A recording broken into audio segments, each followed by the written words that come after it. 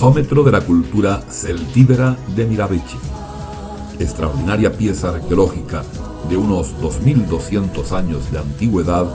que por varias de sus curiosas e inusuales características despertó nuestras sospechas de que se podía tratar de algún artefacto de una utilidad relacionada con el cómputo o cálculo de ciclos y eventos astronómicos, sobre todo por la sorprendente cantidad de círculos concéntricos estampados que poseía esta pieza, con una sorprendente proporcionalidad numérica, además de otros reveladores detalles. Los círculos concéntricos en este tipo de estandartes ya son reconocidos en la bibliografía como símbolos solares o genéricamente de carácter astral. Después de un riguroso estudio de investigación al que sometimos esta pieza,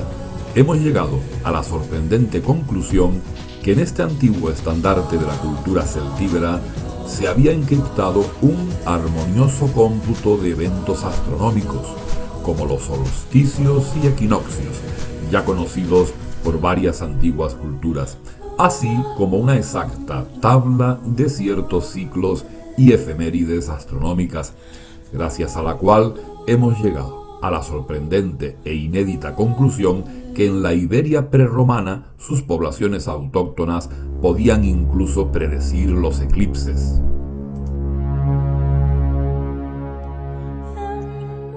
La arqueoastronomía es una herramienta de la que cada vez se ayuda más la investigación arqueológica, ya que en el mundo antiguo existían ciertas facetas que integraban las diferentes culturas, por ejemplo, sus cosmogonías, que estaban impregnadas de unos conocimientos astronómicos determinados, en los que la contabilización de los ciclos era fundamental.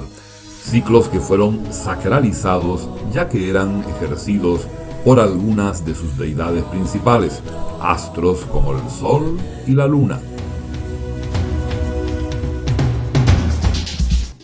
Se sabe que en aquellas antiguas épocas prerromanas de la península ibérica trataban de controlar esos ciclos, los temporales, años, meses, así como los estacionales, mediante la fijación exacta de los solsticios y equinoccios, aunque hasta ahora solo se podía sospechar que pudiesen registrar los ciclos en que se producían las superposiciones del Sol y la Luna, los eclipses, que ya sabíamos eran muy importantes para el mundo ritual celtíbero. Ya nos habíamos fijado en que la iconografía simbólica que adornaban los estandartes de fuerza y poder de estas culturas del norte peninsular, los signa equitum o insignias de los magistrados ecuestres de las élites militares de las ciudades de la Hispania céltica, encontrados en los ajuares funerarios de la antigua zona celtíbera de las actuales provincias de Burgos y Soria, la legendaria Numancia, también estos estandartes, insignias, cetros o báculos, contenían esos símbolos concéntricos astrales, lo que probablemente trataba de adjudicar a los principales protagonistas de estas signas, al caballo y al jinete, un cierto carácter sobrenatural.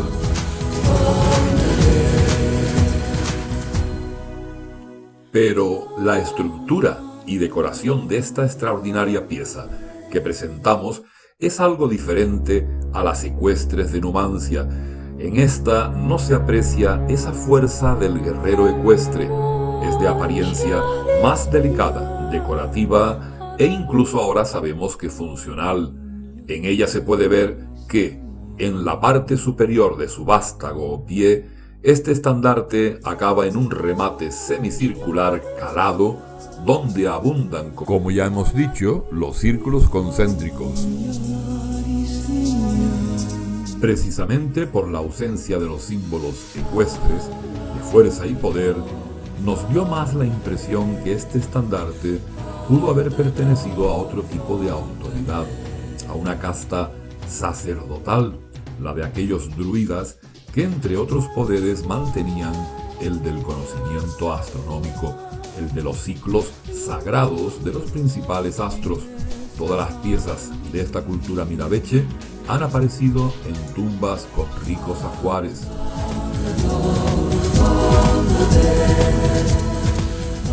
En lugares equidistantes del borde del semicírculo de esta pieza de unos 2200 años de antigüedad, se pueden apreciar 3 apéndices troncocónicos, como los que decoraban algunas fíbulas halladas en la misma necrópolis, pero en esta pieza adornados en su base con uno de los símbolos de 5 círculos concéntricos. También destacan en el borde superior de este arco 2 figuras de aves en disposición simétrica. Sobre las aves como símbolo celtíbero, poco se conoce en la bibliografía, si bien también tiene similitudes con cetros de poder de otras zonas del Mediterráneo. Sin embargo, vamos a demostrar aquí, como novedad, la simbología que representan estas aves en esta pieza e incluso el porqué de la posición concreta y exacta que ostentan en el arco semicircular. En este antiguo estandarte celtíbero podemos apreciar que, a diferencia de otros cetros de bronce de la época, este está estructurado en varias piezas distintas, ensambladas entre sí, que de alguna manera van acopladas a la principal, el arco superior. Alrededor de todo el arco se aprecia que su filo es dentado. Hemos pensado que era para que las distintas piezas en forma de pinzas, las que están y otras que se habrían podido acoplar dependiendo del ciclo que se estuviese contabilizando, quedasen debidamente sujetas, que no se deslizasen por el filo o borde.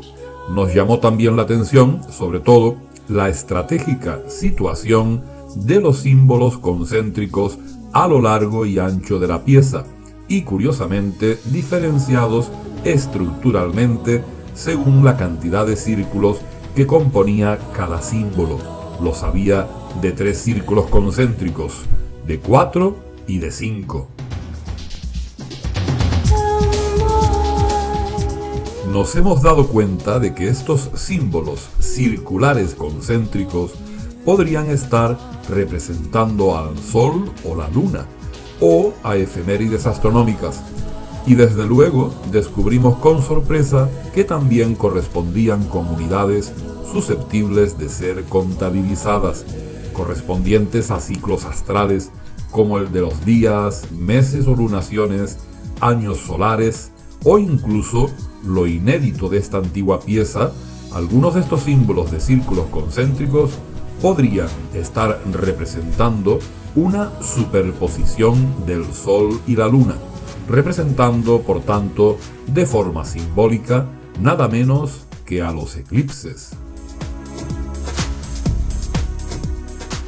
En cuanto a las 2 aves que se ven representadas en el estandarte, hay que aclarar que cuando fue encontrado este estandarte calendario, le faltaba una de estas especies de pinzas sujetas al borde dentado que se supone sostendría a otra pequeña figura de ave igual, que posteriormente, ya en la actualidad, se reconstruyó para la restauración de la pieza, para que su forma final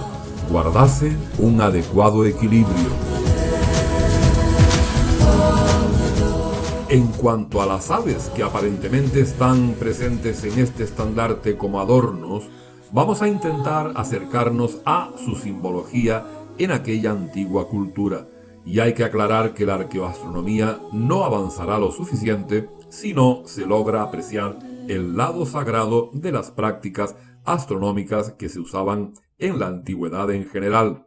En las culturas celtas de la época, en aquel viejo continente europeo, culturas celtas que, cuales aves migratorias, surcaron el continente de extremo a extremo. Los animales más importantes para ellos representaban simbólicamente parte del espíritu que anhelaban, ya fuera por ejemplo la fuerza y organización que obtenían del lobo, como la altivez y energía del ciervo, además de la visión del camino a seguir en las grandes migraciones del ganso. Cada primavera parten los gansos a anidar en zonas ligeramente templadas del Ártico y cada otoño van a protegerse de los fríos nórdicos, por ejemplo a la península ibérica, por lo que en este estandarte les hemos otorgado la simbología estacional de las migraciones. Esto nos hizo pensar que en esta pieza, y formando parte de su calendario, la situación de estas aves en el semicírculo del arco del estandarte habría de corresponder efectivamente con esas efemérides tan señaladas de las migraciones de los gansos, los equinoccios. Para ratificar la presencia de estas aves en la iconografía celtíbera de la época, exponemos aquí 3 ejemplos con el ganso como protagonista. La denominada placa del ciervo, encontrada en el yacimiento carpetano del llano de la Horca en Santorcaz, en la provincia de Madrid. El bocado de caballo del 600 a.C., denominado como el bronce de Carriazo, procedente de zonas cercanas a los humedales de Doñana, donde al parecer 2 gansos guían a una diosa en su vuelo. Y otra representación muy interesante para documentar la presencia de estas aves en la extraordinaria pieza que presentamos aquí, y en este caso en el apartado digamos espiritual o divino que para las culturas celtas hubiesen tenido estas aves. Y es que a principios del siglo pasado, el antropólogo danés Rasmussen realizó un dibujo de un vuelo chamánico de los últimos brujos inuit de la zona ártica, donde para acompañarle en su vuelo ritual elige al lobo, reno y a los gansos. Y es precisamente de nuevo, como la diosa en el bronce de Carriazo, de uno de estos gansos del que se ayuda el brujo de reminiscencias y creencias indoeuropeas antiguas para dirigir su vuelo chamánico. Todo ello, repetimos, muy probablemente proveniente de costumbres druidas muy antiguas. En este calendario podemos asimilar, como en otros precedentes del tipo simbólico antiguo, que su forma semicircular representa a la bóveda celeste sobre nuestras cabezas y al mismo tiempo el sector de horizonte que podemos ver hacia la parte oriental, la de salida de los astros. Los 2 vástagos troncocónicos de los lados pertenecerían a la posición más baja del Sol. Por eso están en la parte baja del semicírculo, el solsticio de invierno, donde empezaban a contabilizar el tiempo hacia la izquierda, como hace el Sol en el horizonte en su deriva posterior a ese solsticio. Y en su ascenso hacia el noreste, para ello, el vástago correspondiente con el símbolo de los 5 círculos en su base, apunta con su punta de flecha hacia el primer símbolo mayor y equivalente, más cercano, uno de los de 5 círculos concéntricos, que ya veremos cómo en este calendario eran usados para marcar los principales eventos o efemérides astronómicas. En este primer caso, estaría representando al solsticio de invierno. Durante el tercer mes de deriva, el Sol llegaría al equinoccio de primavera, representado por el primer ave migratoria en estas fechas.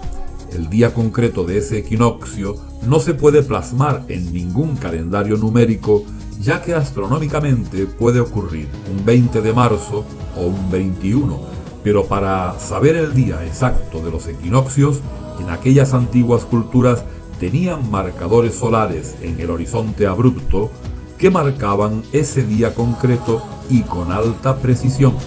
En Canarias hemos estudiado algunos marcadores equinocciales hechos artificialmente, de una edad aproximada a unos 6.000 años de antigüedad, como este marcador equinoccial doble de la sagrada montaña de Guenia, en Lanzarote. En este volcán santuario practicaron artificialmente una especie de ventana esculpida en uno de los filos del cráter, otra ventana también tallada artificialmente en el otro borde y perfectamente alineados con una cueva de carácter funerario. Así lograron una alineación perfecta y precisa con la salida del sol justo esos días, el del equinoccio astronómico, el de primavera y el de otoño. ¿Por qué mencionar algo del desarrollo de los conocimientos astronómicos y su aplicación en la antigüedad de Canarias cuando hablamos de la península ibérica prerromana? No es demasiado incoherente, aunque lo parezca,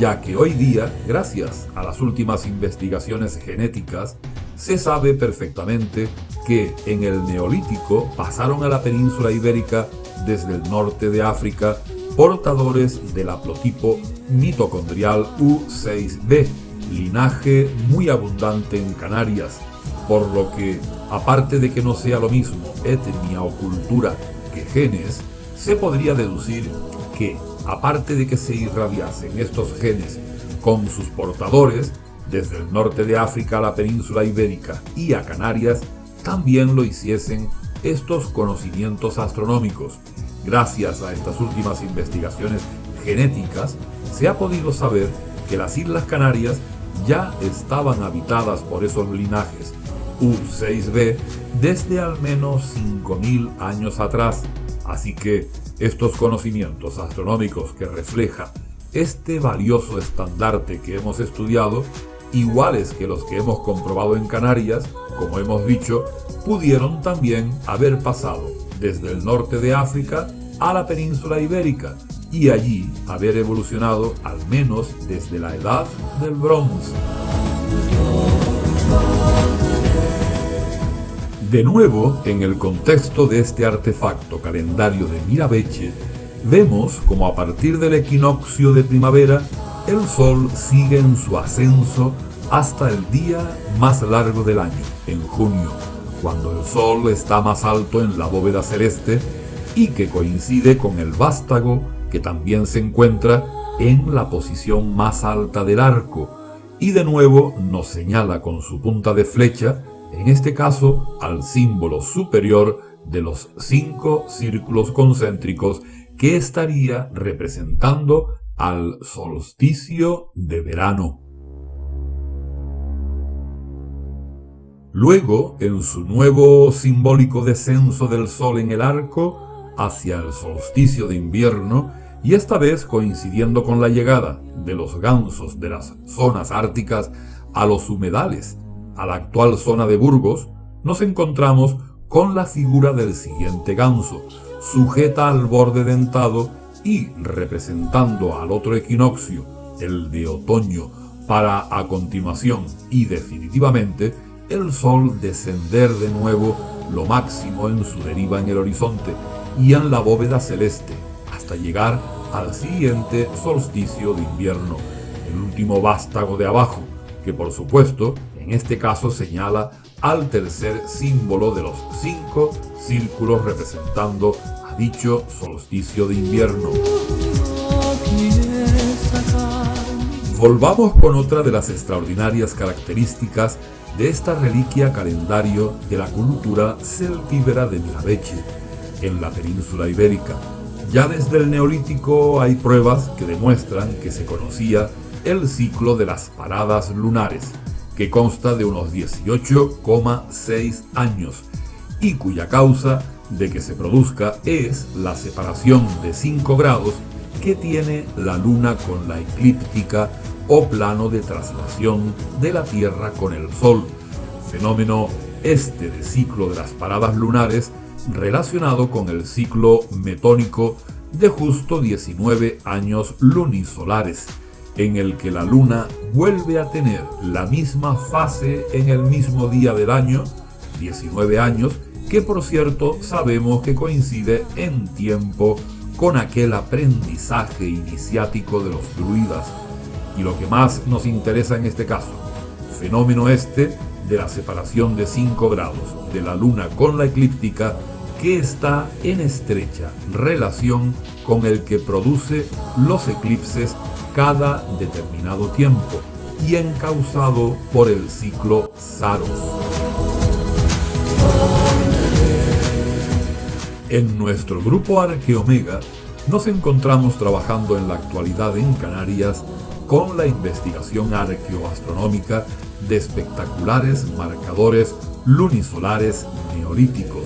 que hacían artificialmente, únicos en el mundo de esta clase, y que demuestra ese conocimiento de las paradas lunares desde la antigüedad. En la península ibérica se han hecho trabajos de orientación de dólmenes en donde se ha deducido que ya tenían desde épocas megalíticas constancia de este fenómeno. La separación de 5 grados de la luna con la eclíptica es también el fenómeno que impide que cada luna llena haya un eclipse de luna y que cada luna nueva haya uno solar, y lo que hace muy probable que, como se sospecha, en la antigua Canarias neolítica y en el mundo celtíbero se conociese el ciclo Saros de los eclipses. El conocimiento del ciclo Saros de los eclipses en la antigüedad requería de una gran experiencia observacional generacional, muy larga en el tiempo. Este ciclo se basaba en que, si por ejemplo mañana se produjese un eclipse de sol, justo dentro de 18 años solares y 11 días se produce otro igual, o lo que es lo mismo, a las 223 lunas nuevas. Y si, por ejemplo, si dentro de un mes se produjese un eclipse de luna, pues igual, a partir de ese día se contarían 18 años y 11 días, o de nuevo, otras 223 lunas. En este caso, lunas llenas, ya que estaríamos esperando un eclipse de luna.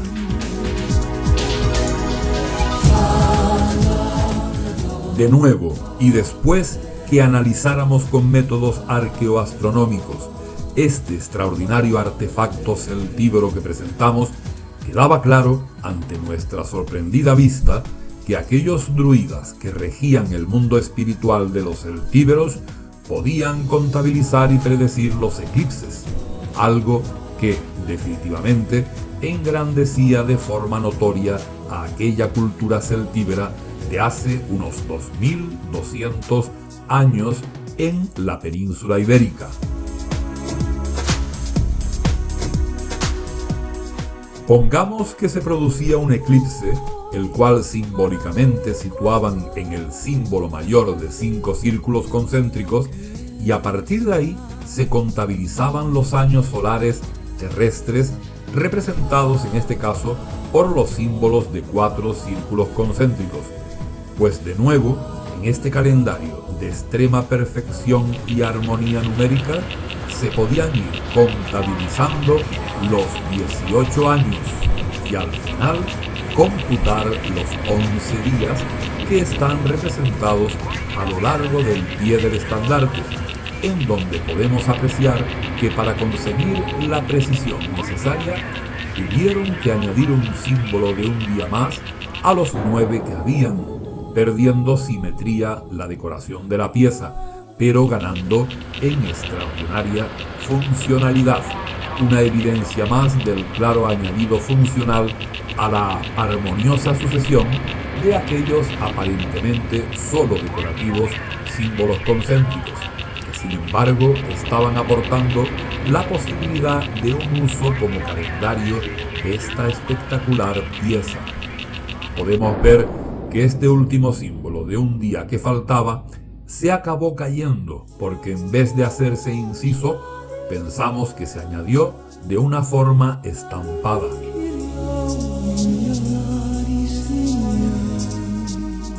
Hay que tener en cuenta que no siempre este ciclo de los eclipses era totalmente efectivo a la hora de que se pudiesen observar, ya que, aunque se producían invariablemente bajo esta predicción, sin embargo, había algunos que no se hacían totalmente visibles desde la misma situación geográfica de la Tierra. Pero como en otras culturas donde se predecían los eclipses, los druidas en este caso se encargarían de solventar este pequeño inconveniente antes sus feligreses.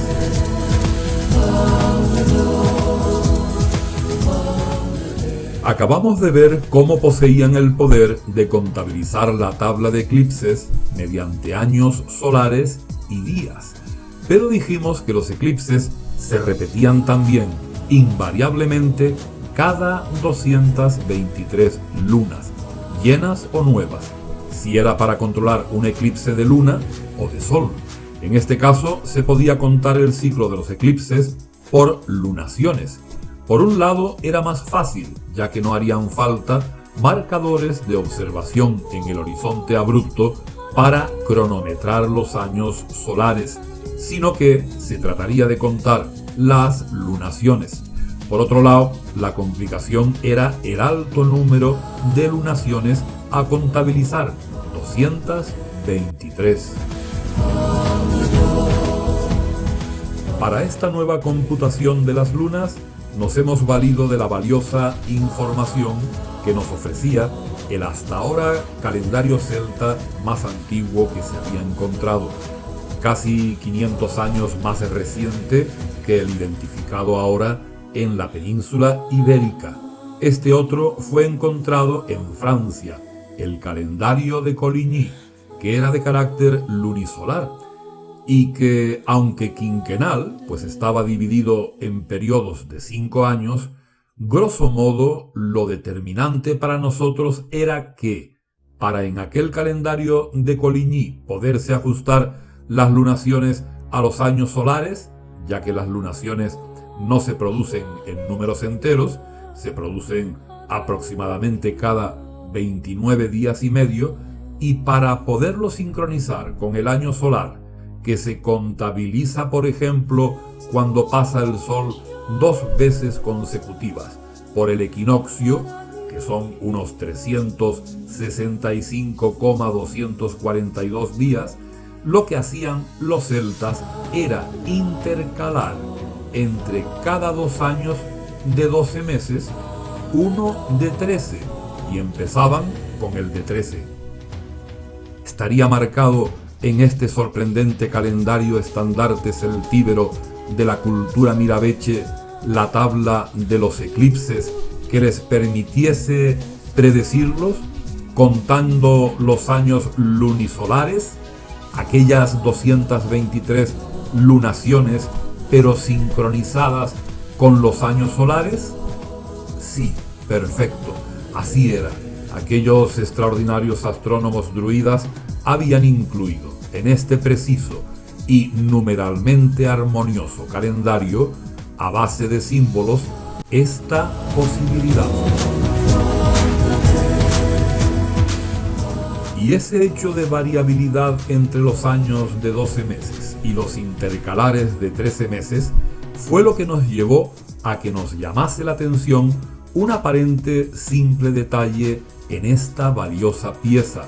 de una discrepancia que podría pasar desapercibida, algo que rompía con una posible armonía, equilibrio, si realmente se hubiese tratado de una supuesta exclusividad decorativa. La presencia de aquellos numerosos símbolos concéntricos que se extendían a lo largo del sagrado estandarte, en una de las caras del medio arco, en una esquina, la izquierda baja, en vez de haber 2 símbolos como en su equidistancia derecha, habían 3 símbolos. ¿Error en una hipotética exclusiva obra de arte?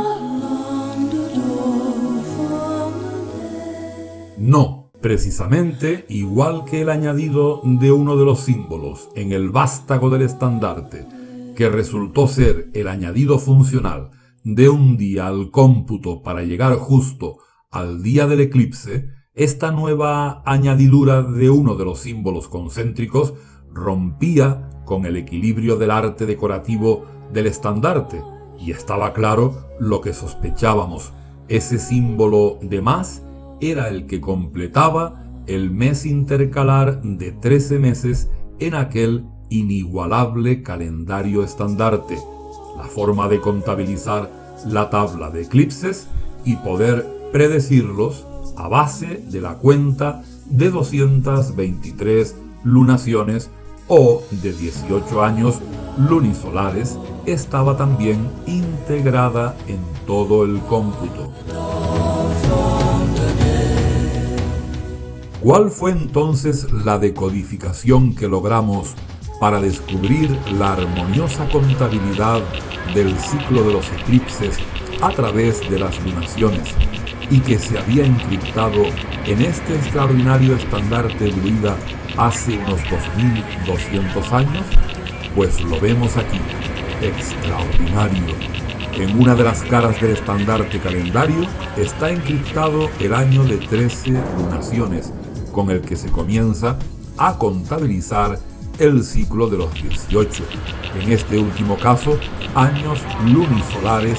que resultarían 6 años de 13 lunas.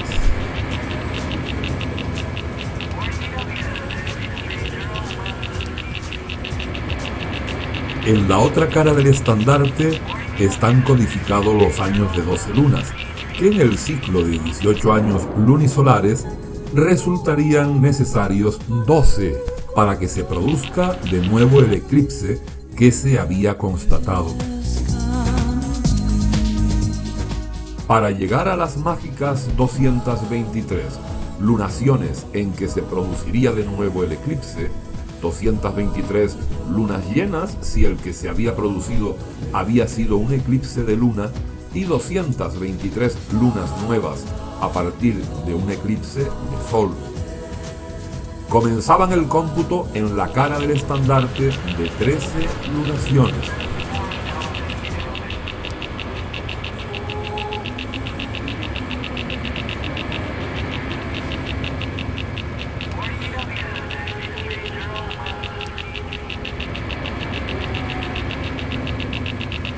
Continuaban con 2 años de 12 lunaciones.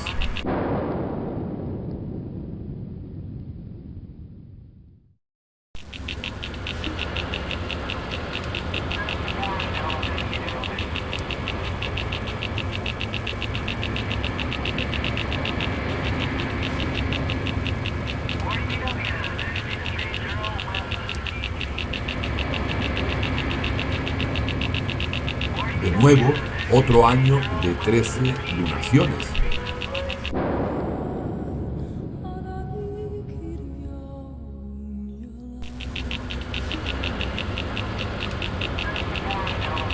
Dos más de 12.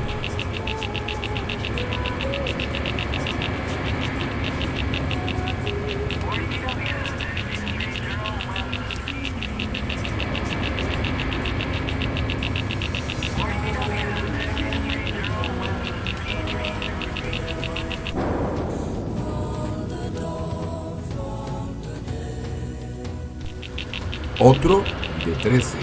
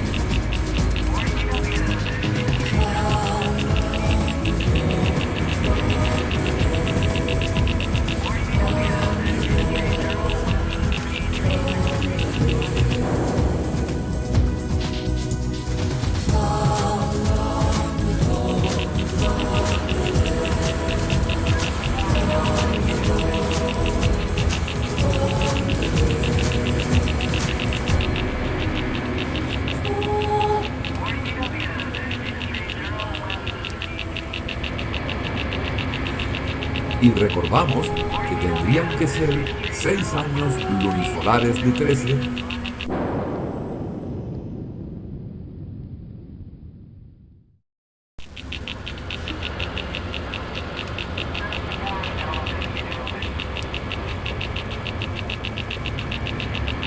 Y 12 años lunisolares de 12 lunaciones para completar los 18 años.